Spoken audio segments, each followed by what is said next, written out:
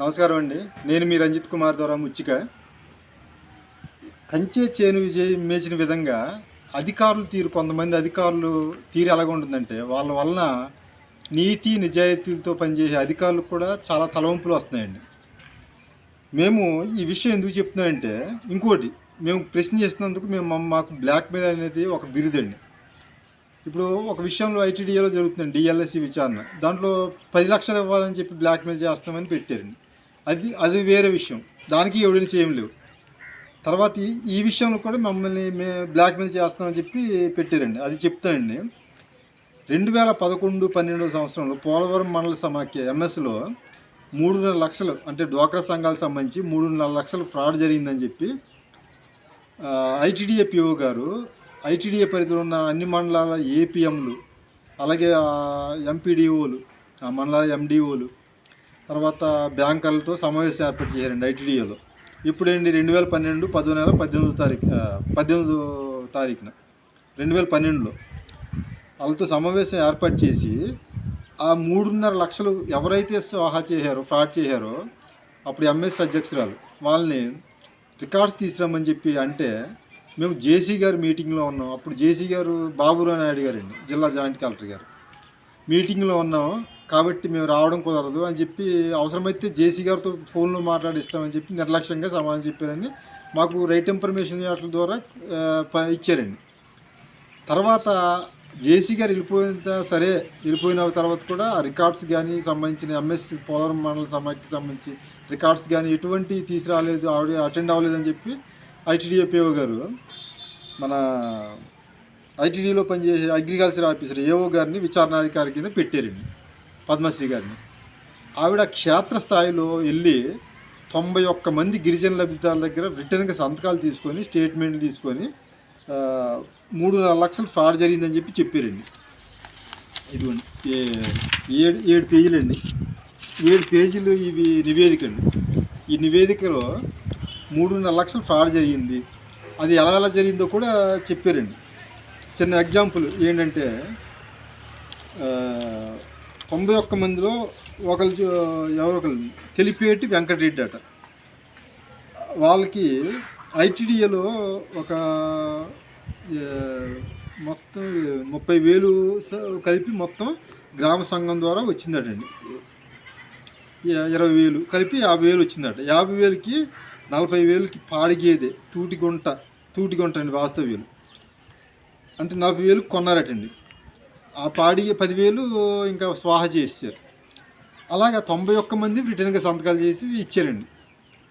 ఆ రిటర్న్గా సంతకాలు చేసి ఇచ్చిన తర్వాత ఐటీడీఏ పీఓ గారు 2012 డిసెంబర్ 19వ తారీఖున ఇలాగ పోలవరం మండల సమాఖ్యలో ఫ్రాడ్ జరిగింది వాస్తవమే, అప్పుడు ఎంఎస్ అధ్యక్షురాలే ఇలా స్వాహా చేశారు నిధులని చెప్పి స్టేట్మెంట్ ఇచ్చారండి.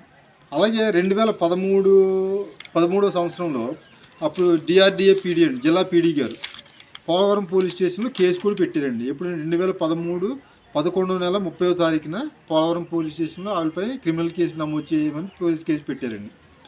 ఇక్కడ విచిత్రం ఏంటంటే, ఎవరైతే నిధులు స్వాహా చేశారో వాళ్ళు పోలవరం ఏటుగట్టు సెంటర్లో 2013 3వ నెల 8వ తారీఖున నేను కావాలనే వారిపైన ఆరోపణలు చేస్తున్నానని, 50,000 బ్లాక్మెయిల్ డిమాండ్ చేస్తున్నానని చెప్పి, అవసరమైతే విచారణకు సిద్ధమని చెప్పి స్టేట్మెంట్ ఇచ్చారు.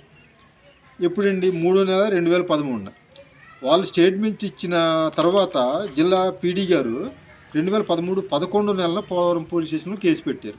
ఇప్పుడు నేనైతే ఆరోపణలు చేశాను, ఆ వాస్తవం, నేను బ్లాక్మెయిల్ చేస్తానన్నారు. నేను విచారణకు సిద్ధమని ఎటువంటి తప్పు చేయలేదన్నారు. మరి ఎటువంటి తప్పు చేయనప్పుడు మీ దగ్గర ఎవిడెన్స్ ఉన్నప్పుడు పీడీ గారికి ఇచ్చేయచ్చు కదండి. ఇవ్వలేదు కాబట్టి కదా ఆయన పోలవరం పోలీస్ స్టేషన్లో క్రిమినల్ కేసు నమోదు చేయించారు.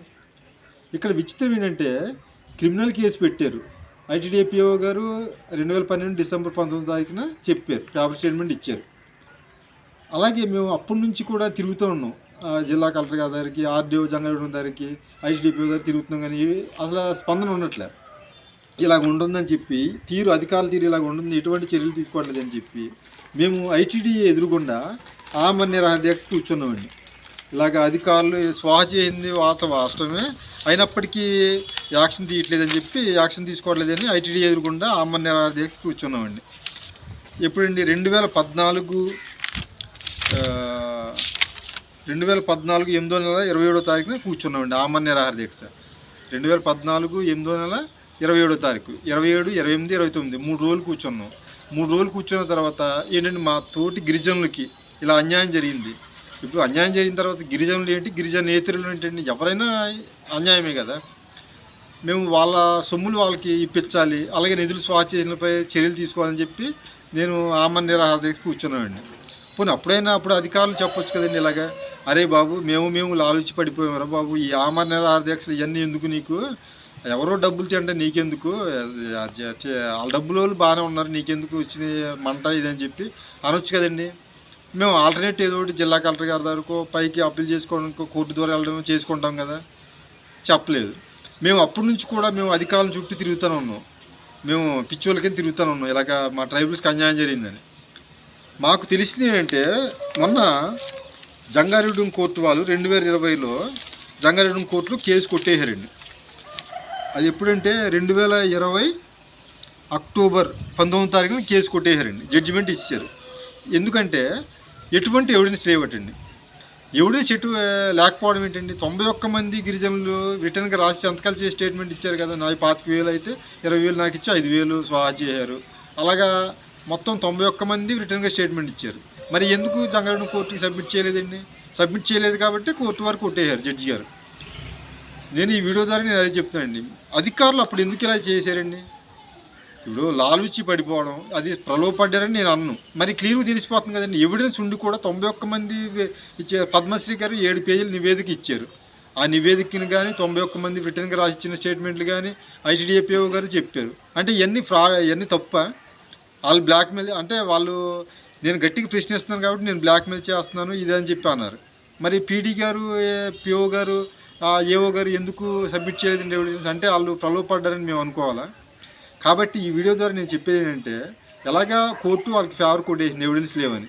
అసలు ఎవిడెన్స్ ఉండి కూడా ఎందుకు కోర్టుకి సబ్మిట్ చేయలేదు అనేది అప్పుడు అధికారుల మీద విచారణ చేసి తగు చర్యలు తీసుకోవాలని చెప్పి కోరుకుంటూ ఈ వీడియో చేస్తాను. నమస్కారం.